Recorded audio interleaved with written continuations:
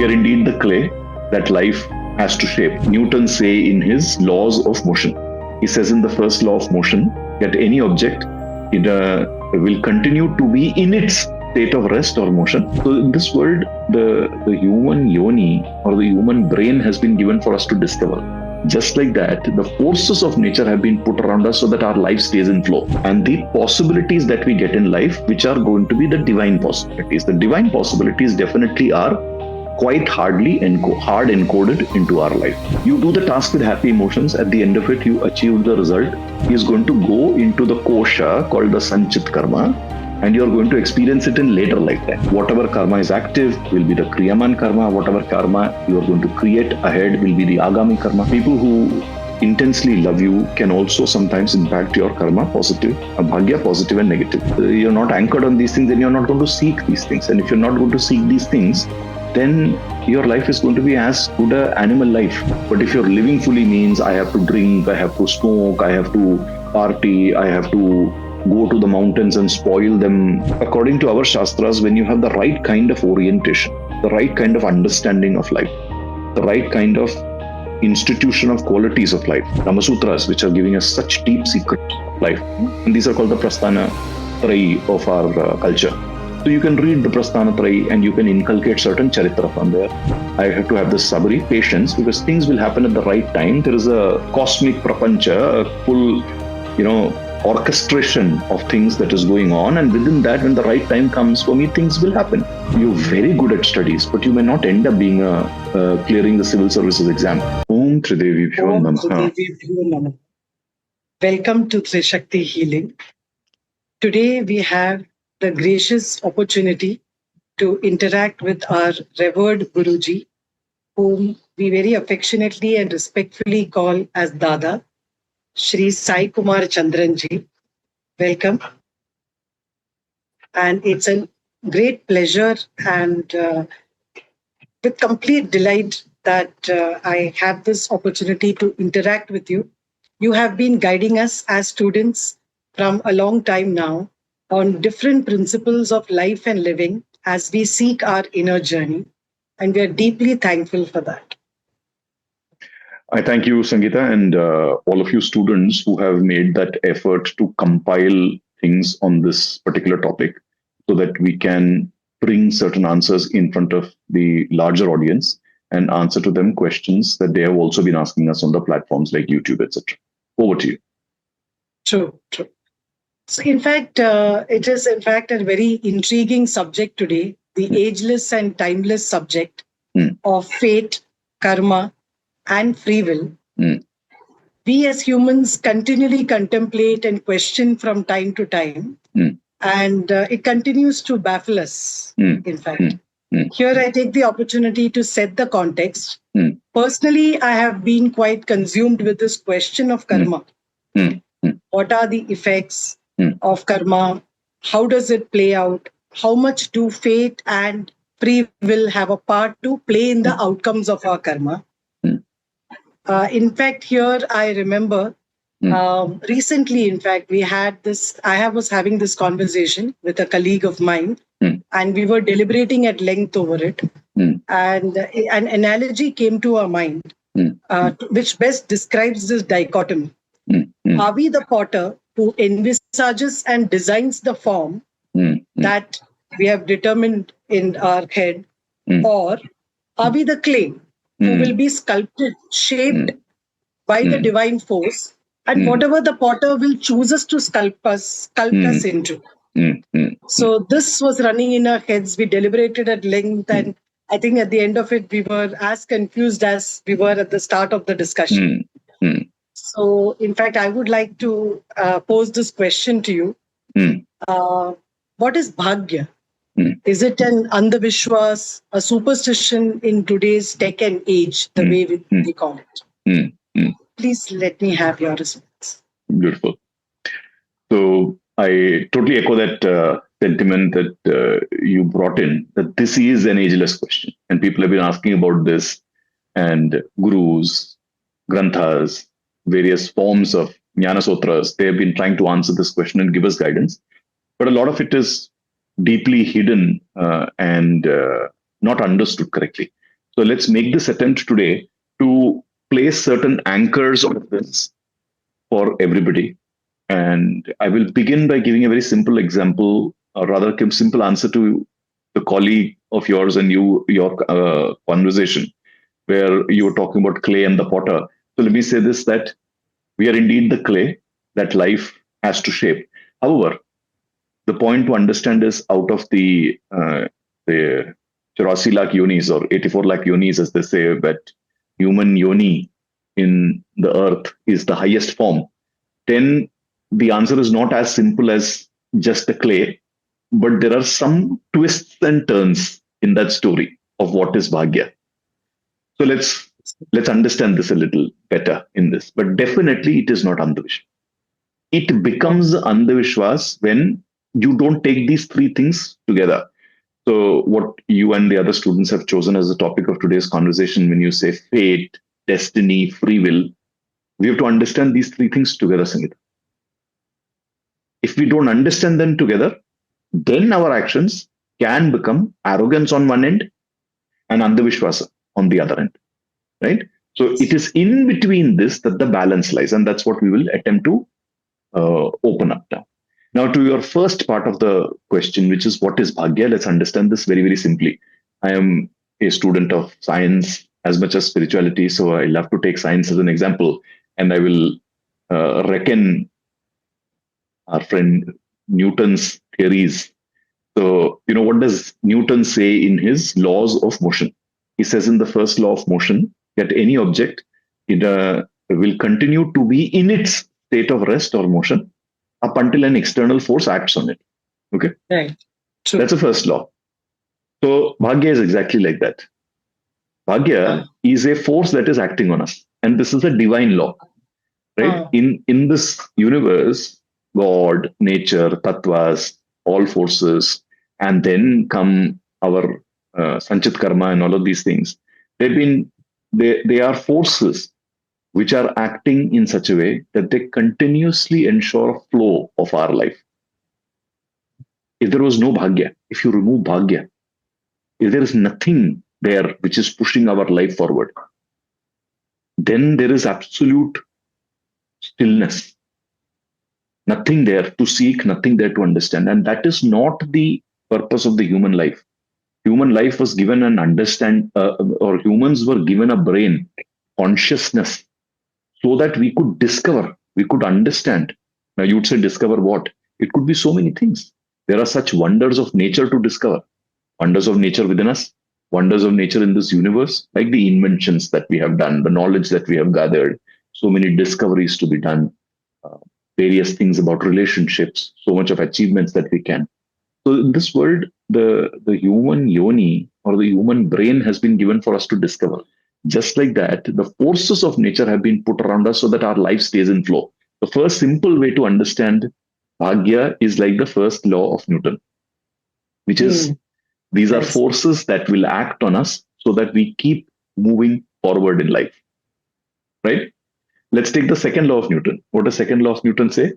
That everybody's rate of change of velocity, or the amount of speed that it gathers, and what we term as acceleration, will be proportionate to the amount of force that is applied on it.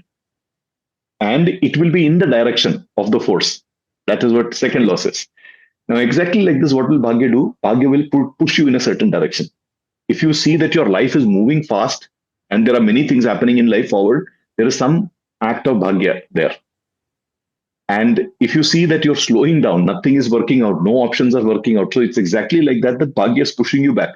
So here you can say that the force is pushing you back and you want to move in a certain direction, but the force is not allowing you to do it, which is what the Bhagya is not allowing you to do. Correct. Understandable?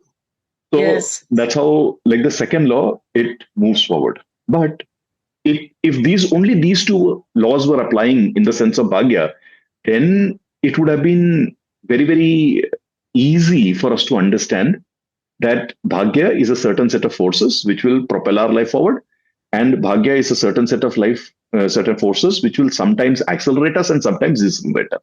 Story doesn't end there. There is a twist in the story, just like the third law. The third law says every action has an equal and opposite reaction. So just like human beings have been given a brain and we have the ability to act. In the cosmic laws also, there are the ability to adjust. While the cosmos has a certain way that it is going to approach the whole equation, now when human beings do certain things in between, like we go and we act on certain things, we do certain things in between, we check, we uncheck certain boxes, we exercise our free will, our option. Every action has an equal and opposite reaction. And that action and reaction further creates these twists and turns, meandering. Sometimes it feels like we are going around in circle. Sometimes it's not a straight line. Sometimes it's a line that is tremendously going up. Sometimes it's a downward spiral. All of those things happen. So those action and reactions are acting. So to sum total that answer to your question, what is really Bhagya? Simple way to understand this is, number one, to say that Bhagya is those set of universal forces, divine forces, which will keep our life and flow in motion. Number one. Number two, it is a certain set of forces which will accelerate our life, decelerate our life, depending on various events. And because we have that whole behavior, choices, intents, karma, there are certain meanderings that will happen in this, which is all the intermixing. And that is how the whole Bhagya gets shaped up. So part of Bhagya comes from the accumulated karmas that we have, which is the Sanchit karma. And from that, whatever we have inherited in this life, which is the Prarabdha karma, whatever is active at this point in time, which is the Kriyaman Karma, and whatever will come ahead of us, which will be the Agami karma. So you put all of these things. So is Bhagya clear? I still have the second part on the superstition to answer, but any questions on Bhagya per se? Sangeeta? No, I think this really very clearly gives the twist of science also to it. Because typically we look at Bhagya and concepts around it with superstition, thinking superstition, because we question it. Is it relevant? But when you marry it with science, I am able to relate to how these forces are at work together. Very beautifully explained. And nature is so beautiful that it has even put in place certain celestial wonders, right? Like Jyotish, that's another area where people say, is it andavishwas, is it superstition? No, it isn't. When you look at planetary motions, now, just like, the effect of moon creates tides on Earth, such massive oceans that we have, 2/3 of Earth is covered with these waters. If that tiny little moon, it's not tiny, it's huge, if that moon can create the tides, can the moon not create tides in our mind? Isn't it? True. So Chandra is significator of mother, moon, emotions, so many things in Jyotish. So there is that linkage. So how our Prarabdha karmas and what we are doing, our nature can also be seen by seeing the position of the moon in that. So again, the cause and effect is built in. And similarly, all the other planets. So from Jyotish, we can understand how Bhagya runs. Similarly, you are born on a certain date. That date has a numerology to it. Your name has a numerology to it. Much of that impacts your energies. Again, celestial forces. So it just doesn't end at, Bhagya and all of these things having that scientific connection of force to our life. There are these celestial mechanisms through which we can even understand. So the wonder of wonders of this universe is there are so many layers that we need to learn. So Jyotish is almost like understanding our DNA of Bhagya. Numerology helps us understand the energies that surround us, again, a part of our Bhagya. The Vastu that we sit in, again, influences the Bhagya that we have. And Vastu is like the area in which we are operating. If our energy is not so strong, or Prabal, as they say, that we are literally the Vastudev of where we are sitting, the actual Vastudev or the energy of that Vastu will impact us in reverse. Again, part of the Bhagya. So many very interesting ways of understanding some of these things, including when Ayurveda says the Kapha Vata Pitta doshas, those doshas also impact our behavior. Somebody who has a Saumya behavior will get along well with others, a part of Bhagya. Somebody who has a Krura behavior will have those kind of challenges. He or she may suppress others, and a part of their Bhagya. Correct. Yes. So all these paravidyas, can help us understand deeply about Bhagya. So it's a wonderful concept to understand. So do you want me to now go to the second part of your question? So many layers to it that they are. So in layers fact, this brings me to the next question of before you go there, I had not answered the second part of your question, which is about the superstition. I just want to spend 2 minutes quickly on that. Sure. Now, one of the reasons why this is becoming superstition or being called superstition sometimes is the way we understand Bhagya and things, right? Many people tend to blame Bhagya without really understand it. Okay. So I'll give you a small analogy to this. If you want to have water, if it is not water in your hand, if you drink something else, right? It could be milk on the most inert side, but it could be a poison on the other side. You can't substitute water with milk or all the way other to the spectrum of poison, right? You need water. Water. True. So to drink water and to have water in your hand, you need to know water. Right. So to understand the concept of Bhagya, you have to learn what is Bhagya, where it is coming from. That's why I gave you those examples that all these Paravidyas of Jyotish, Anka Shastra, which is numerology, Vastu Shastra, Ayurveda, they can help you understand your Prakriti, your constitution, how to understand Bhagya. If you don't understand Bhagya, then what will you do? You will go and blame other things. You will make some observation. Now, what do people do? There's a constant debate in this material world between who has things and who doesn't have things, have and have not. The haves will say the have-nots are not working hard. Correct. The have-nots will say, oh, the haves are cruel, they cheat, they do this, they do that, they are, God knows how they make all of that wealth. You have to simply understand that the have and the have-not are living their Bhagya. They have to understand Bhagya not from the perspective of each other. They have to understand it from the perspective of their own life. Where was I born? Who was I born as? In what family? What context? What are the endowments that I had? How can I work through these endowments? So some of the unraveling of Bhagya is happening even before your birth, when you're conceived itself.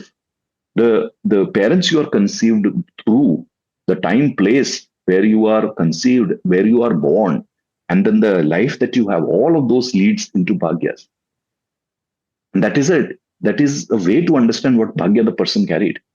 So instead of looking at others and saying, Bhagya is some sort of superstition, they are lazy so that they don't have things, they are cheaters, that's why they have everything. That's not what it is. If somebody has become a politician, there is a part of their Bhagya. If somebody is a liar but is very wealthy, there is something in their Bhagya. If someone is a very brilliant scientist but is not able to do anything in life, it is a part of their Bhagya. So we have to understand, it becomes superstition when people don't understand things and they blame their misery on certain things. True. And then everybody starts thinking, oh, this is superstition. This is an excuse. On the other side, when people say things like, I'm all self-made. Who's self-made? You were given a context. That is why, and the world has raised you. It takes a village to raise a child, is what we've heard. In today's time, it takes a world, because the grains that you eat has been grown some thousands of kilometers away. So you're not self-made anyways. And that's arrogance. Okay. So when you don't understand the reason of why somebody is doing very well or somebody is not doing well, and then you use Bhagya as an excuse, it can become superstition. And when you look at somebody and say they are doing this and still getting away with it, or they are not doing certain things, that is why they are not getting things, that is when it becomes arrogance, right? In making. To understand Bhagya, you have to understand what endowments that the person was born with, where they were born, how they were born, what conditions. And the words are two, which I've learned from my gurus. The potential that we bring to this life and how we harness that potential, and the possibilities that we get in life, which are going to be the divine possibilities. The divine possibilities definitely are quite hard encoded into our life.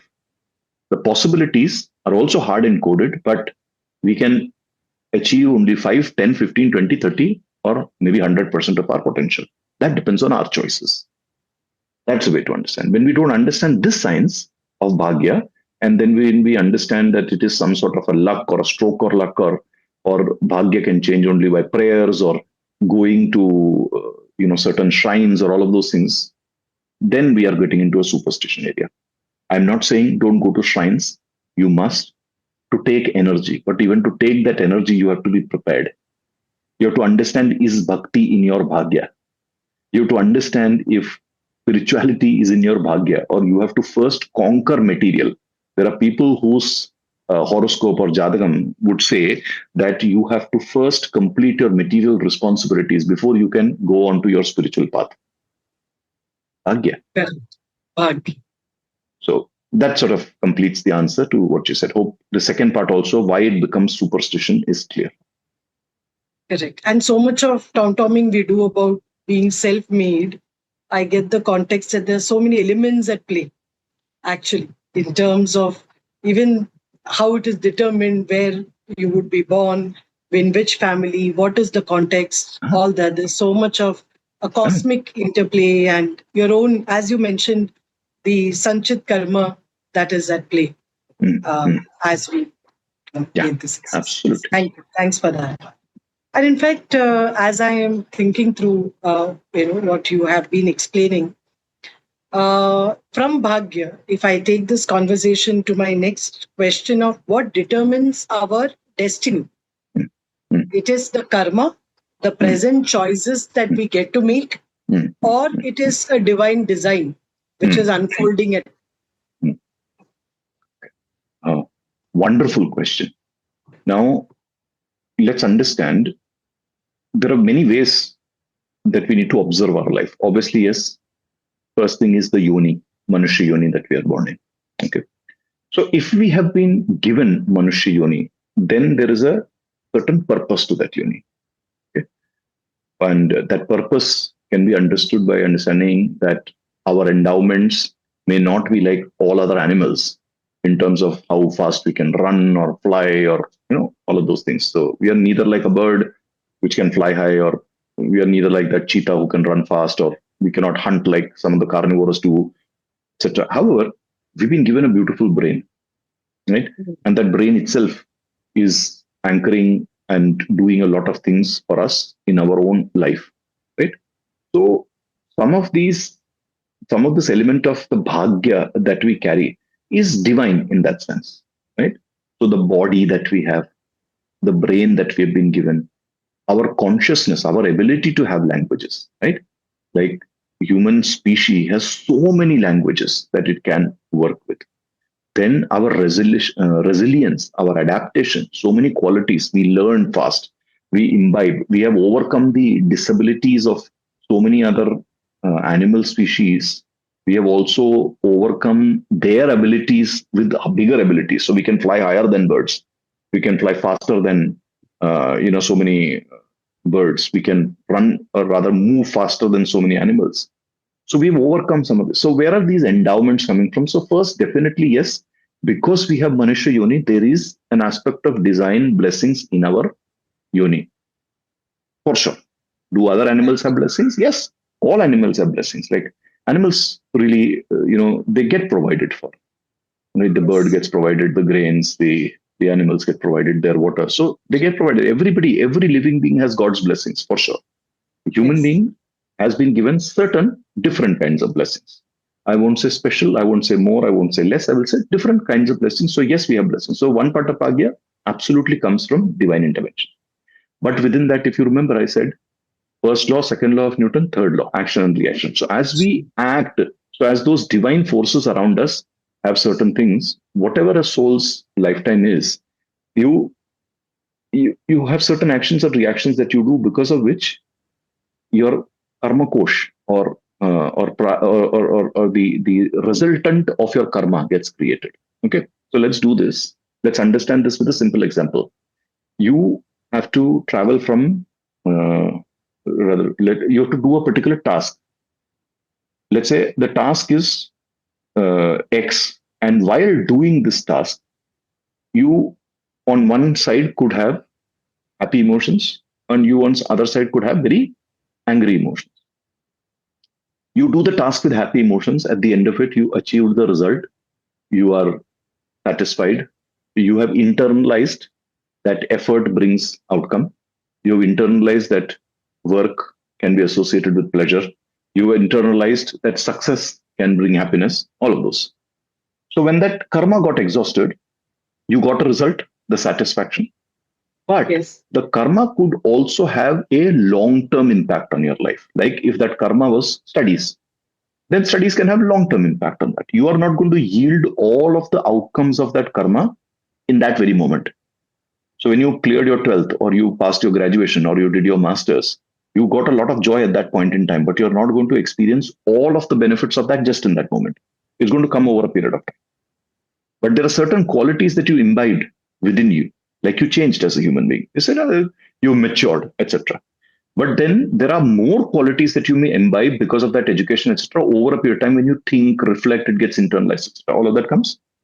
So from this example, you got a task, you finished the task, and you got certain results and certain qualities within you at that time. Certain results and certain qualities will come to you later, positive. Great. If you had done the negative way task, you finish that with a lot of crying, with a lot of anger, etc. At the end of it, you would have got some results, maybe not so positive, maybe not so positive qualities you have imbibed. And over a period of time, let's say it was studies and you did not do well with studies, later on, you are going to suffer because of that. And certain qualities will come into you, which are again going to be negative. Understand? So you understood these two tracks. So how we act with our karma determines the results, determine the qualities that we imbibe, and it also determines later results that we get and later qualities that we imbibe. Now, if I take this karma and stretch it over a lifetime, then what you need to understand is you are not going to have the benefit of all your karmas, positive or negative, in this lifetime. You are not going to be impacted by all the qualities of your karma, positive and negative, in this lifetime. Some of it is going to go into the kosha called the Sanchit karma, and you're going to experience it in later lifetime. Is this clear? Yes. So through our karma, we change, we get results, and we also will get results in the certain qualities in later part of it. So this is the part which is called the Sanchit karma, and over lifetimes, the Sanchit karma gets accumulated. And when a soul takes a physical form, there is certain part of that Sanchit karma that we bring into this life as the Prarabdha karma. And that Prarabdha is something that we have to exhaust. That Prarabdha is something that we have to live. And the Prarabdha will determine where you are born, how you are born, what kind of endowments you are born with, etc. And yes, there are divine blessings also in that. And along with that Prarabdha karma, you have to then act, think, feel, behave, because that is giving you the context, the skills, and all of those things.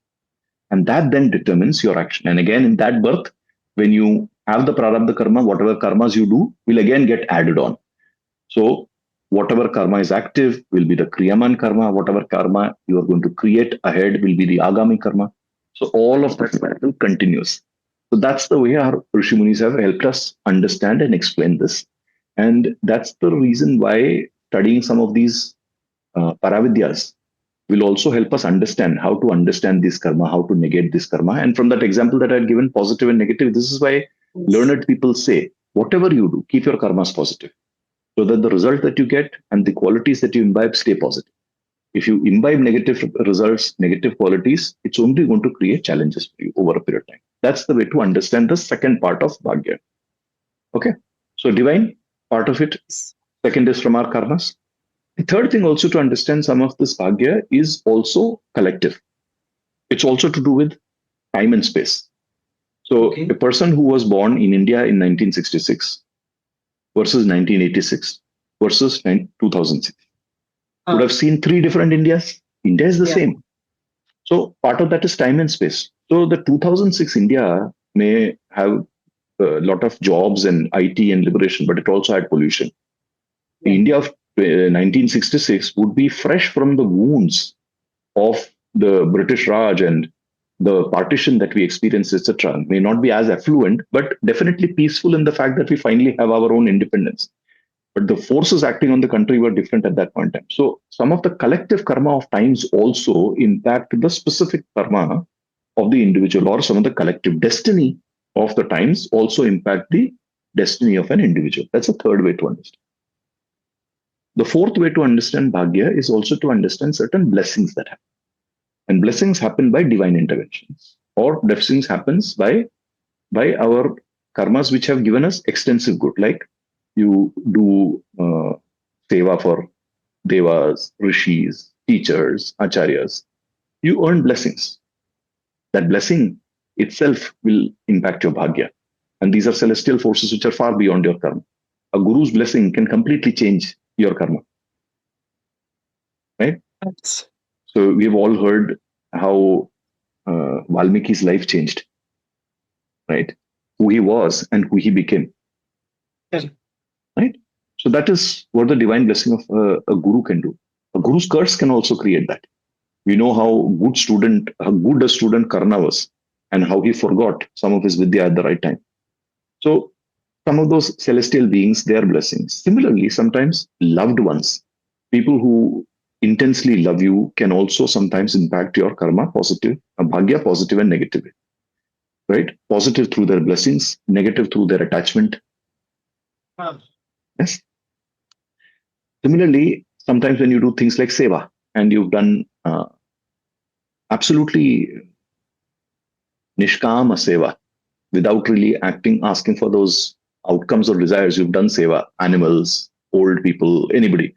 Some of that, and obviously, yes, here is karma, but some of them, if they bless, so obviously, yes, it's a positive karma, but if their blessing comes to you, that can majorly change it. So to understand your bhagya as a whole, you can understand it as a part of these things, which is number one, there are divine forces. Number two, the theory of karma applies here and how our karma becomes bhagya. The third element of it, which we said, the collective consciousness, collective actions, that impacts an individual. And the fourth part, the blessings, etc., that come from certain special category of things. That's the way to understand bhagya. So what I absorb from this is also there is, as you mentioned at the earlier part of the answer, is that there is a continuum of karma. There is a continuum of this journey. It's otherwise it's such a fast. You live only once, and all that fast was also crossing my mind as I was talking to you. And it's about the Sanchit karma and the Prarabdha that you have, the Bhagya interplay with it, and what is the choices that we make, the discipline that we keep, and what then leads to our Agami karma and what we will experience in the next one. And I think these four factors that you mentioned make a lot of good sense. Thank you for that. And these are also important aspects for understanding and anchoring in life. If you don't do it, then you're not anchored on these things, then you're not going to seek these things. And if you're not going to seek these things, then your life is going to be as good an animal life at the end of the day. Because that animal is also living as if it has no tomorrow, right? Then what is the difference between the human life and the animal life? The fundamental difference there is bringing the consciousness in. And what do you bring your consciousness in? First, to take the consciousness inside to your own antakarna, find out who you are. Your swadhyaya has to tell you, who am I? And then if you understand that Ishvara is within you, God is within you, then through that you understand, have the Atmabodh. Through having the Atmabodh, you have the understanding of Paramatma. Those are the things that we need to align with. If you don't seek those, then it will be an animal life. And then what happens is, like a lot of people are saying in today's world, we only live once, let's live fully. Yeah. If you're saying live fully, wonderful. If you play sports, write a book, do some PhD, create some inventions, do seva and all of those things, if that is living fully, then wonderful, go and live fully. But if you're living fully means I have to drink, I have to smoke, I have to party, I have to go to the mountains and spoil them and throw Maggie wrappers on the mountains, and then speed around in my vehicle and test the boundaries and limits of safety. If that is what is living fully, then it's a mighty joke of a life that people are making. So let's also understand that. And then those are also some of the people who say, your theory of Bhagya, etc. is superstition. Yeah, absolutely. In fact, now as we are talking about doing, it brings me to the next question. Who is the doer? Who am I? Who is the doer? Is it the body? Is it the mind?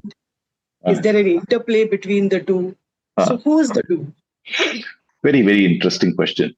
Now we have to understand and evolve to this level. So what do our rishis and our granthas and our gyan tell us? That each one of us is born with a certain prakriti, certain qualities. Now, prakriti can be understood in so many ways. We'll not get into the details of all of those things, but let's understand you have physical qualities, mental qualities, right? Right? Like you may have a strong body but weak organs but strong body. You could have both moderate, but you could have a strong body and organs but a weak mind, or a strong mind but a weak body. All these kind of combination. So the manasa, the buddhi, the ankara, all of those things that we carry, a certain kind, the sharira that we carry, those are all the outcomes of the prakriti that we have born with. That prakriti is born, or we are born with that prakriti in a certain sandarbha context. That context is also connected to other relationships, people around us. And it's within the framework of all of these things that our life or our jivan continues. The life has to continue. And life has stages. We are born as an infant, go all the way up to whatever stage we are in. Somebody has a 20-year-old life, then you will die in your youth. Somebody has a 40-year-old, then you will die in your adulthood. Somebody has an 80-year-old life, you will die in your geriatric stage. So that is the stages of jivan. So the prakriti, born in a certain sandarbha, the context, born along with other relationships, which are your Vishesha Dharmas. And then you have, and some Vishesha Dharmas you also acquire, and then you have the Jivan. So that is what the flow of life essentially is. Now, if this flow of life is fully engulfed in darkness, that I am the doer, I have to do everything. Also, others are doers, they have to provide things to me. The world is also for me to facilitate this doing, so the world has to provide to me. So if we are living in a state of continuously being being the person who has to do everything, surrounded by people who have to come through for us, surrounded by a world which has to come through for us, then that is sheer arrogance that we are going to live in. That's that entitlement card, no, that we often talk about. And it becomes many shades. In that entitlement card, we will have the victim card, we will have arrogance come in, we will have manipulation come in, deception come in, coercion come in, we'll have disappointment come in, we'll have frustrations come in. So the whole spectrum flows. Whereas when you, according to our Shastras, when you have the right kind of orientation, the right kind of understanding of life, the right kind of institution of qualities of life through understanding, let's say, Upanishads, Bhagavad Gita, Brahma Sutras, and I didn't go to Vedas because these are easier to read than some of the Vedas, because Vedas also have a lot of procedures and things to understand. Upanishads have the sar of all the Vedas, what we need to apply with our life. Or the Bhagavad Gita, beautifully enumerated, the way all the shlokas are, Shri Krishna has given us absolute stream of meaning, and everybody can take a different meaning from it, yet arrive at the same final conclusion. Or you have Brahma Sutras, which are giving us such deep secrets of life. And these are called the Prasthana Trai of our culture. So you can read the Prasthana Trai and you can inculcate certain charitra from there.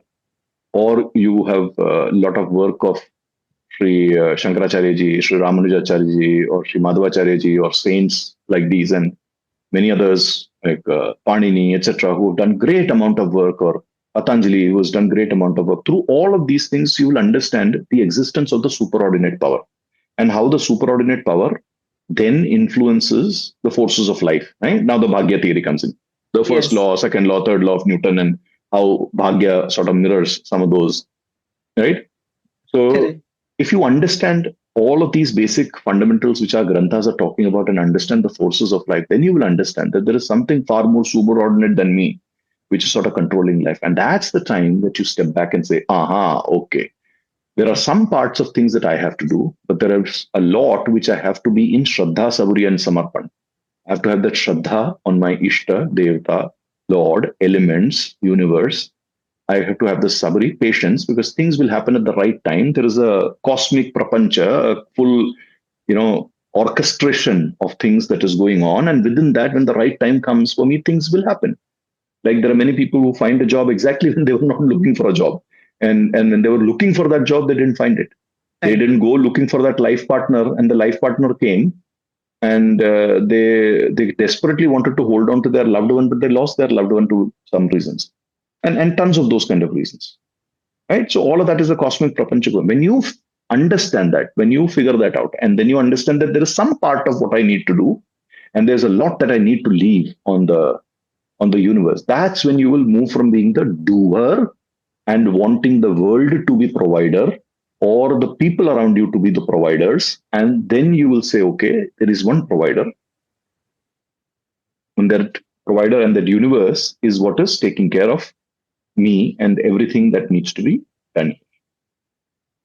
So then, is this the way to become a witness to what is happening, what is proceeding? Yes, absolutely. I would say by understanding the jnana that needs to be understood of life, especially things like the Sankhya philosophy, the Yoga philosophy, the Nyaya Mimamsa philosophy, and understanding life, or these are called the Jivan Darshanas.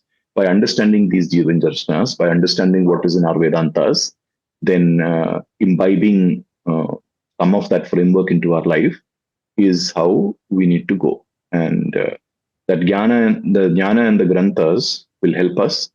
But what will really help us is if we have a sanidhya of a guru. So to your answer, is this the way to become a witness? Yes, it is. So seeking a guru, Grantha, Jnana, these are the ways to become a witness in life. Till you have the physical form of a guru available there, because it's very important in life, you can always seek the blessings of some of the prominent Granthas, and they themselves have a Guru Tattva in them. So pick up the Granthas with the feeling that here is my Guru Tattva talking to me. The rishis, the saints, the learned acharyas who've written those granthas, take them to be your guru in that moment. Your Ishta Devata can be your guru, and let them lead you. So yes, this is the way to become. But the 3 G's need to be remembered: Guru, Grantha, Jnana. Right? That's how then you can be a witness, and also realize that sometimes a person thinks that I am the be all end all, I am the doer. I think that you have unraveled in terms of the number of forces that are at play, and our scriptures are so pregnant with wisdom about all this that we just don't pay attention to, or don't invest time and energy to understand. Absolutely, absolutely. And those are our roots which we must go to, and that is what will define the difference between the sakaratmak karma and the nakaratmak karma. So when you are in your ego, you're continuously, even if you seem to be doing a good deed, you will do a nakaratmak karma. Like many people, they do charity because they want relief from certain things.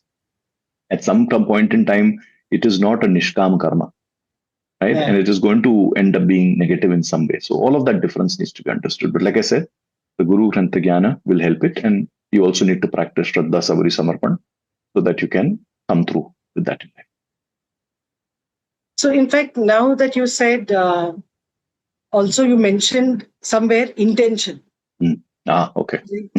So, in terms of, like I was just, in fact, discussing with a friend the other day that what is in terms of the intention of an offering is more important. It's often said, and I also remember my mother would always say that if it is a poor person but is giving, he earns say 1 rupee, but he decides to give 50 paise out of it. Okay. In older times, there is no paise today, but say give half of what he's earning vis-a-vis somebody who is rich, very well-to-do, has a gaudy show of offerings. Okay. It is that 50 paise of that 1 rupee that will reach the divine and please the divine much more than this gaudy show.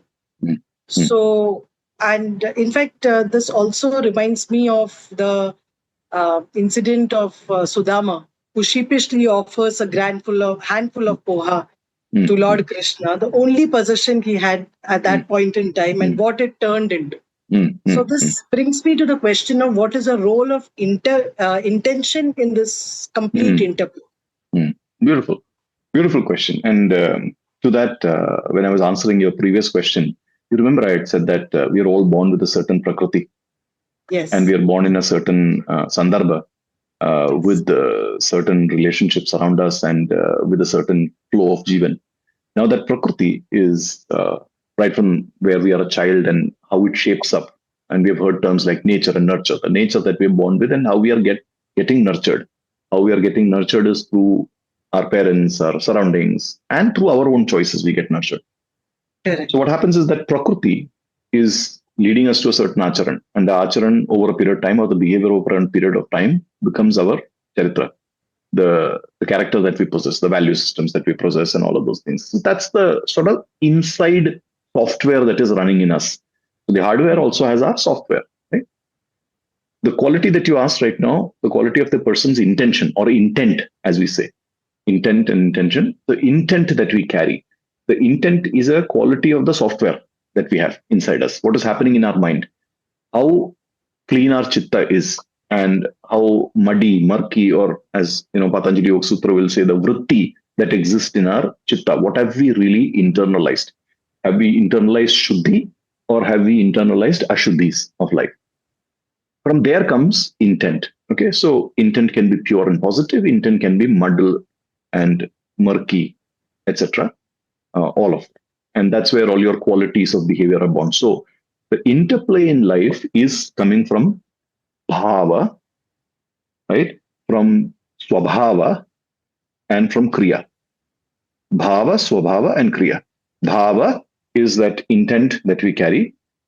The swabhava is the behavior that we show, and the kriya is the actions that we do. Okay? Sure. And depending on how our prakriti has gotten acted upon, and what is the state of our chitta, what is the state of our viveka, what is the state of our shuddhi on the inside. Viveka is wisdom here, or discernment. Chitta is our internal recordings of everything that is happening. So our manas, which is man, our buddhi, which is the intellect and how it modifies knowledge, and ankara, or the ego that sits, all of that impacts the chitta. Right? The chitta is like the recording of everything that exists in us. It's our memory, it's our mind, it's our software that runs.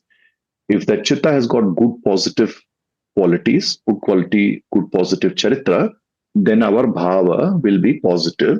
From that bhava, our swabhava can also be positive, and our kriyas can also be positive, right? But it could also happen that even after having a certain positive bhava, like I want to be good, somebody wants to be good, but over a period of time, their conditioning, their swabhava, the neural networks that are there is not positive. So still they could have a positive intent, but could end up doing a negative behavior and a negative karma. That can also happen. So yes, bhava is very important. The intent or the intention that we carry is very important in the play. But equally important will be the swabhava and the kriya also that we have. The chitta can carry a clean bhava, but because your neural network, your behavior is adapted to a strong swabhava or a wrong kriya, you may still end up doing a wrong thing. Or look at it the other way around. You could have a very good behavior, swabhava, because you've copy pasted from somewhere. Your kriya is positive in a general sense because you've copy pasted somewhere because you want some benefit. But on the inside, your bhava could be negative, that you are actually doing it from an intention of manipulation, isn't it? So some of that can play out. Okay. So to understand this, if you're okay, I will tell you a small story of 4 people, if that helps. Yes. Okay. So imagine this: at the same point in time, in a radius of about 100 odd meters, there are 4 different children who are born. Okay, same time. And I'm taking that same time because their horoscope and all those things will be just about the same. Yes, there could be some differences that come up in various aspects of things, but one of the children was born to a merchant. Another one was born to a revered scholar, a saint. The third one was born to a very poor family, no means at all. And the fourth one was born to a cheat and a liar who had a decent means of living. Okay. Now, as these 4 children grow up, what will happen? You will see that each of them, they were born in the same time, but when you look at their own life, they will grow with their Bhagya. Imagine their Bhagya was to all grow and grow the name of their family. So the merchant's child, boy or girl, would take their company, maybe multinational. The saint's child would possibly take the knowledge that they have and start teaching and preaching and writing and create an institution and grow really big in life. May not have the multi-million dollars as the other person have, but we have multi-million grace, multi-million followership, right?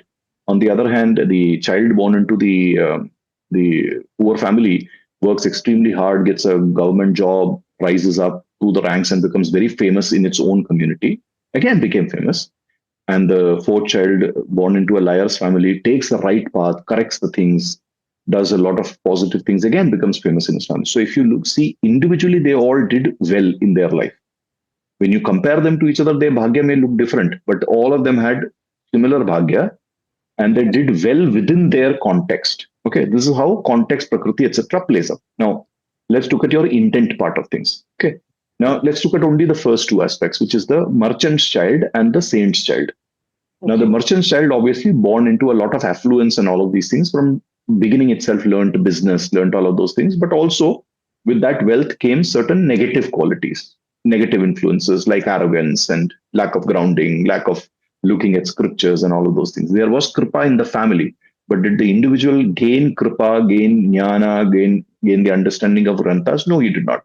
The scholar's child did that. There is a certain part of life where all four of them were supposed to have a very bad patch of time. Let's say for 2, 3, 4, 5 years, very bad patch. Now, in that bad patch, the merchant's son or daughter, because they don't have that grounding of understanding from scriptures, etc., their charitra was not developed. They, despite the fact that they're still running their business, growing things, they're very interested in the family's reputation, etc., still do negative things to stay ahead. Charitra. And from charitra, the swabhava that comes up, right?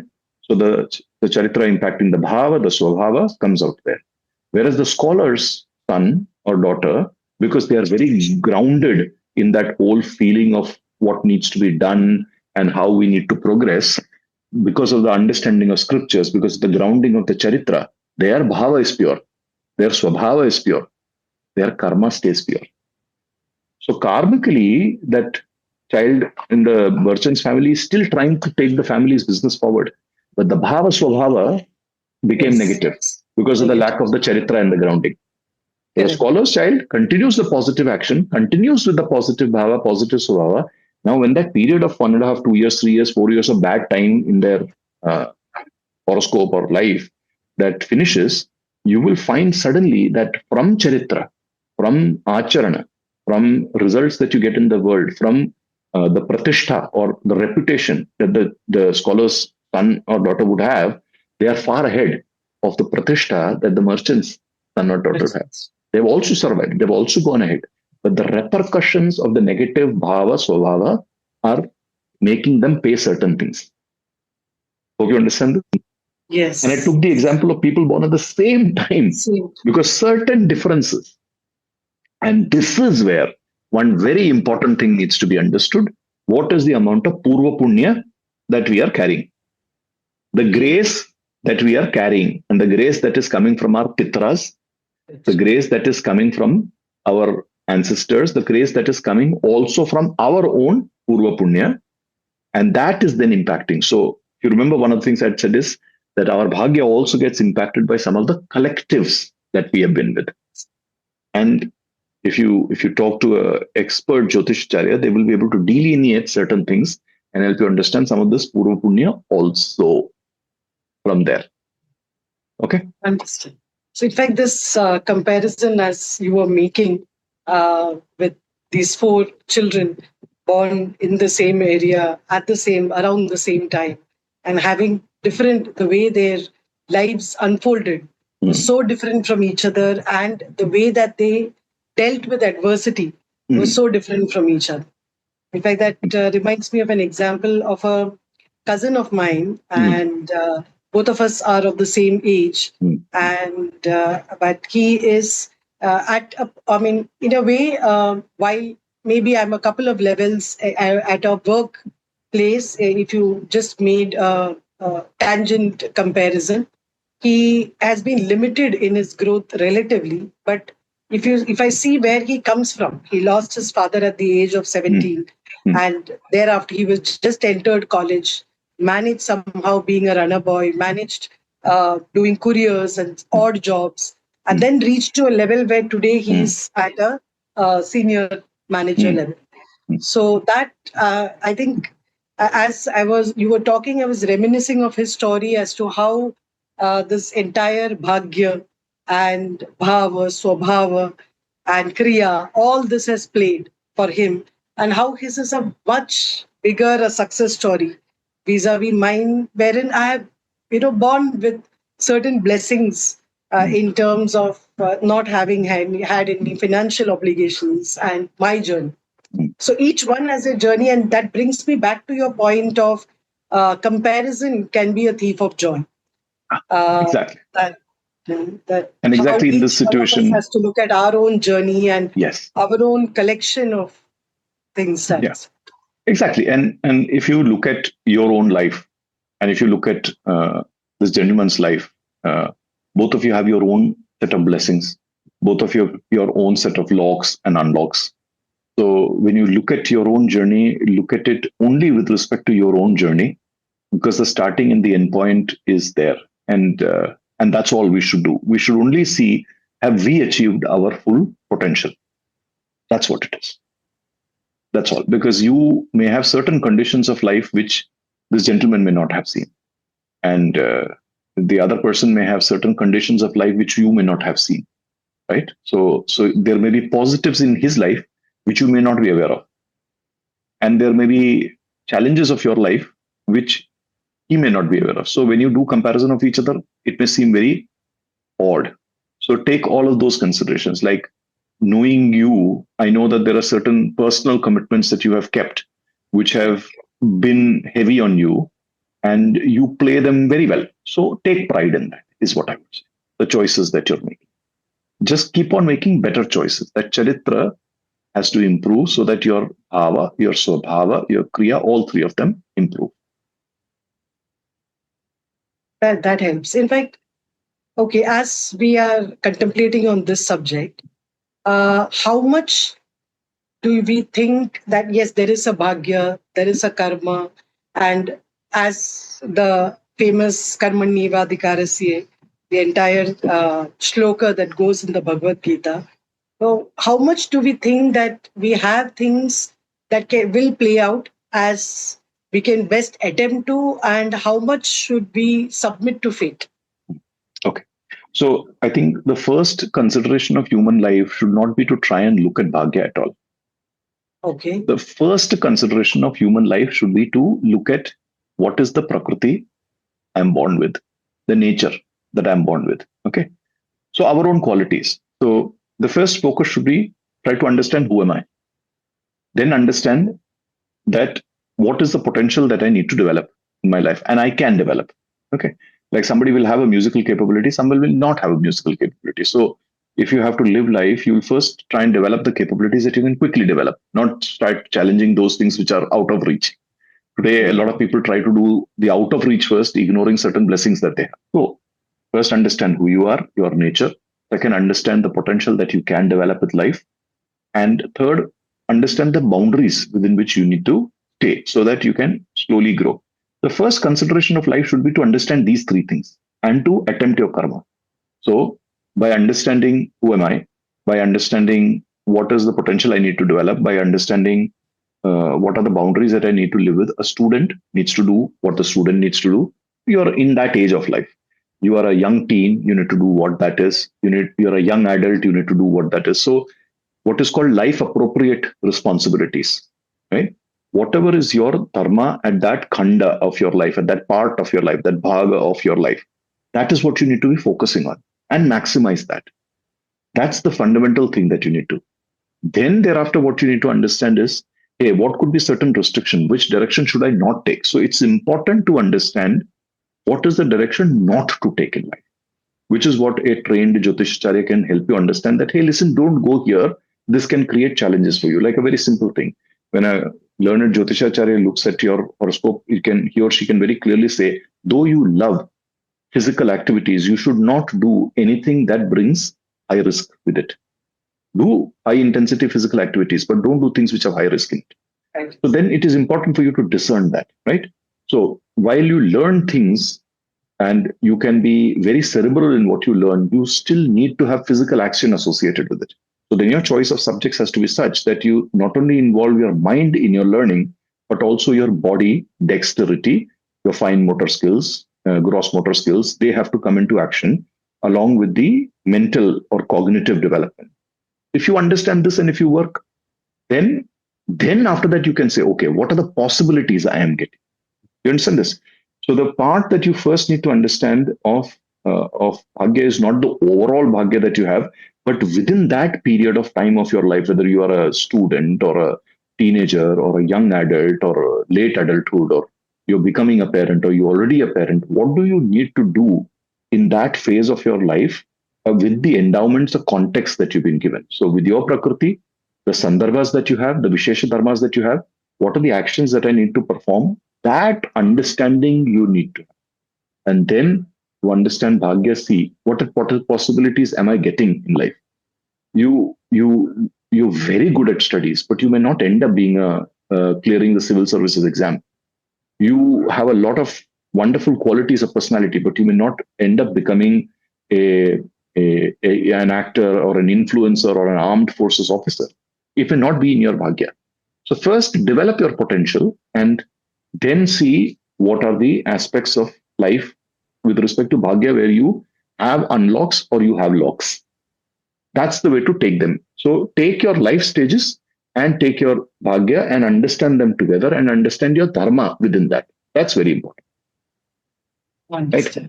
A student cannot sit and say, I have a wonderful Bhagya. My placement of my planets is in such a way that I will get a highly paid government job, and says, I am not going to study anymore. I will play and I will do whatever I do in my exams based on my memory.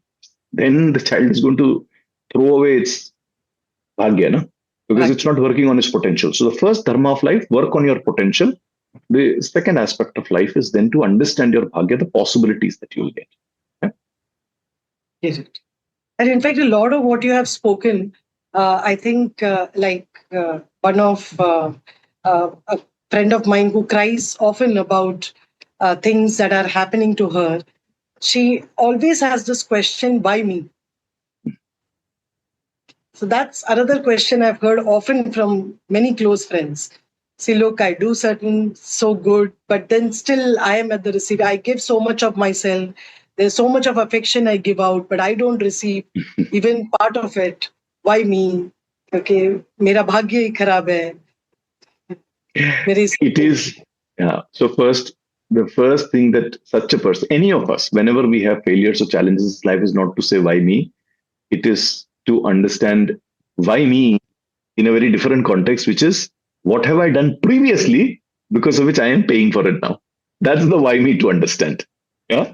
So the why me is not why is this happening to me right now. Why me is what have I done in the past because of which this is happening.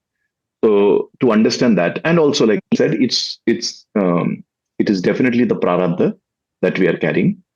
It definitely could also be some of the collective consciousness of the family and systems that are running. So sometimes generational traumas can also play, and that also becomes a part of the bhagya. I've explained this earlier.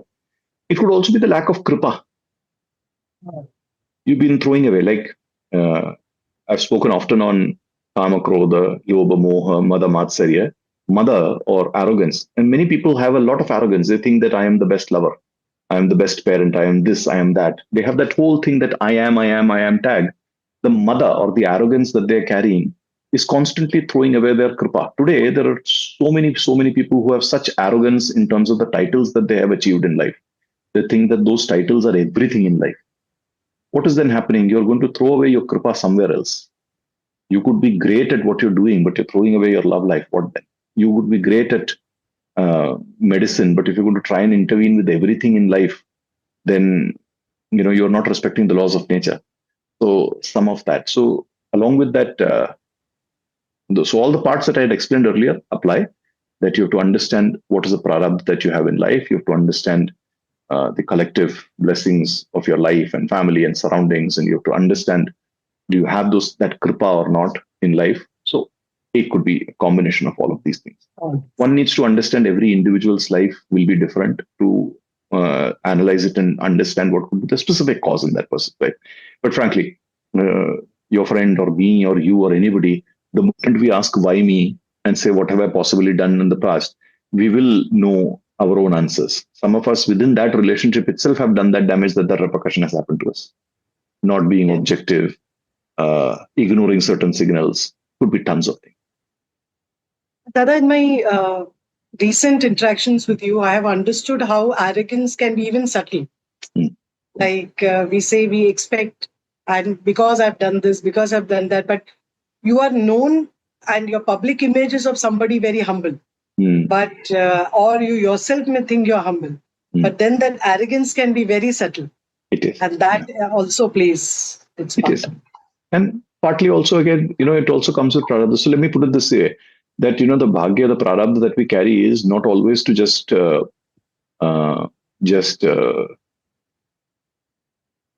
experience things ourselves. It sometimes can also be to make others experience it. Yeah. So sometimes some people carry certain qualities because they are, in a way, the karma settlement for the people that they are connected with. Because that same person who you said has the subtle hint of arrogance may not be coming across as arrogant to everybody. Yeah, correct. They may come across as arrogant to some people, whereas some people, they may be the most kind-hearted person. So it is those some people who are experiencing that arrogance with whom the karma is to be settled. So let's also understand that the prarabdha that we carry and we bring to this life is not only to experience things ourselves, sometimes we make others also experience that. It's a funny coincidence. Now the question is, how do you regulate that so that you don't create any further negative karma in front of you? Thank you for that. We can't become the prosecutor in life and say that my responsibility is to prosecute, so I will prosecute. You have to prosecute sensibly, sensitively, both sensible and sensitive. So while you have explained a lot of these concepts, if you had to summarize this and tell me and the audience, and we as students are very eager to know from you, how do we have explained in terms of what are the thoughts that should be there, how do you need to keep it in context and things like that? How do you apply this in daily life, and also a slight, if you can dig into how do you apply this in your work life, corporate life, that piece I would be grateful. Okay. So I'll keep this very, very simple for us to understand. Understand again that in the Manusha Jivan, the Manusha Yoni, you have a Manusha Dharma. What is Manusha Dharma? Manusha Dharma is for you to, be connected, learn about yourself, on your capabilities, do what you're supposed to do, be kind to others, live harmoniously. There's so many things that have been spoken about being a human being and living a good life. So be a good human being. Be a good human being that others would like to be connected with, irrespective of what are the roles that you have. Be a good human being. That's number one. Number two is that we have certain Vishesha Dharmas in life. Now, Vishesha Dharma, you could be a student at one point in time, a teacher at one point in time, a husband at one point in time, wife at one point in time, or whatever, depending on who you are and where you are. And there are certain Vishesha Dharmas that we have been given in life, like the mother, father that we have, like the brothers, sisters, etc. that we have, the society that we are born in. There are certain Vishesha Dharmas that we choose in our life. Like you choose a spouse, you choose to bring a certain child into this world, or you choose a certain association with an organization, etc.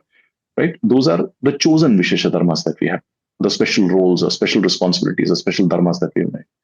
The naturally given Vishesha Dharmas that you have in life, it is your responsibility to balance them out.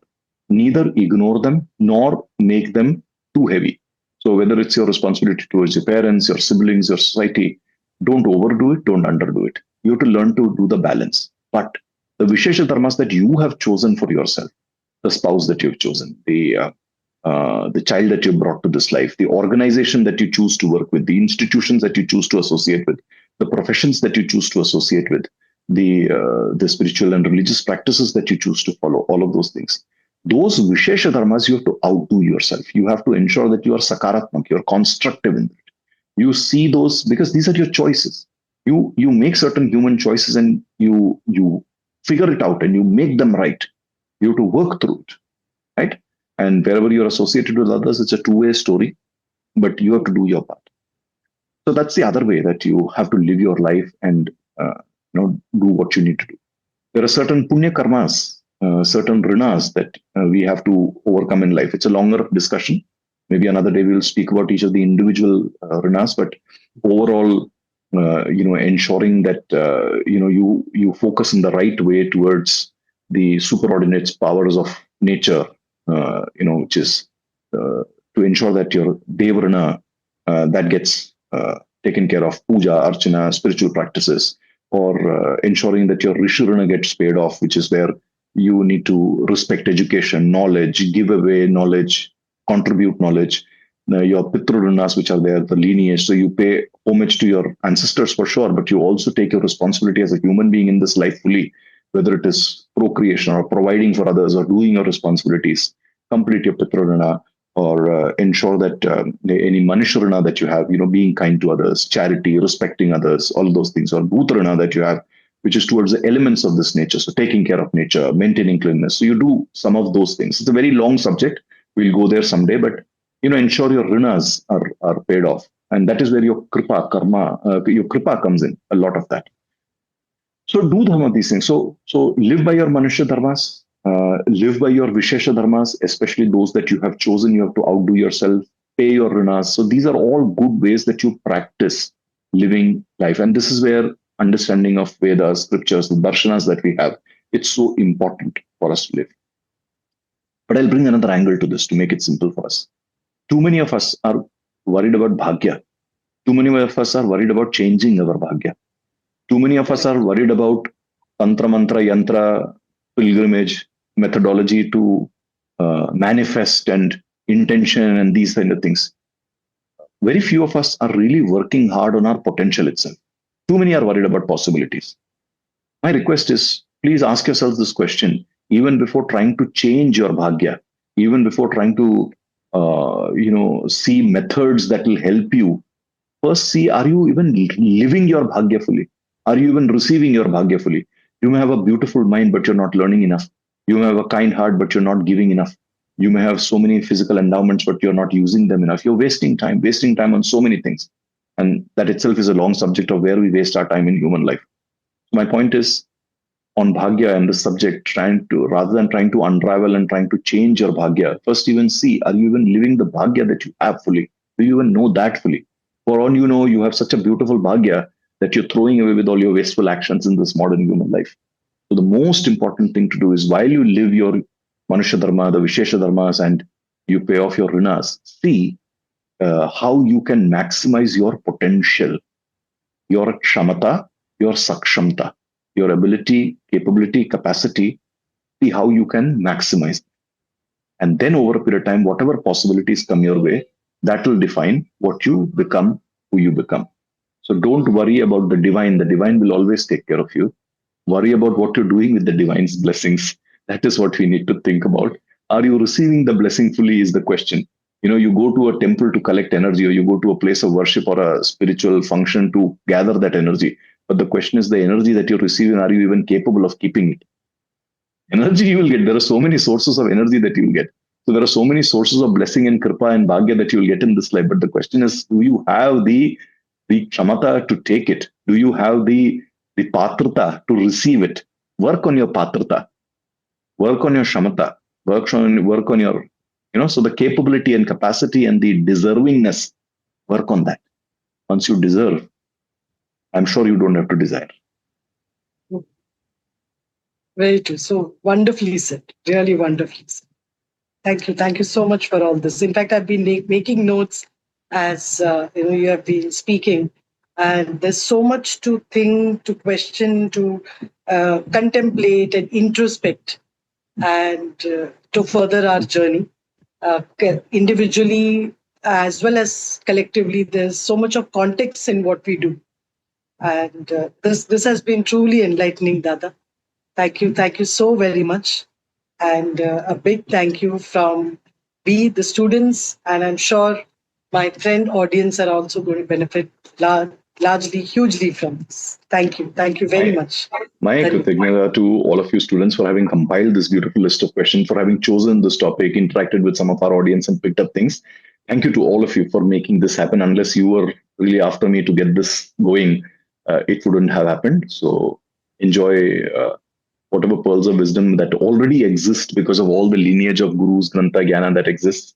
All I have done is just channelize some of what I have received from my gurus. That's about it. So let's all thank the universe, the Parabrahma. This knowledge comes from there. Let's all thank the entire lineage of all our gurus, all our Granthas, all our Jnanas. That is where all of this is coming from. So may the eternal keep everyone blessed. And we will see each other soon. And we will see the audience very soon. So till then, Jai Mahakal, Jai Mahakali.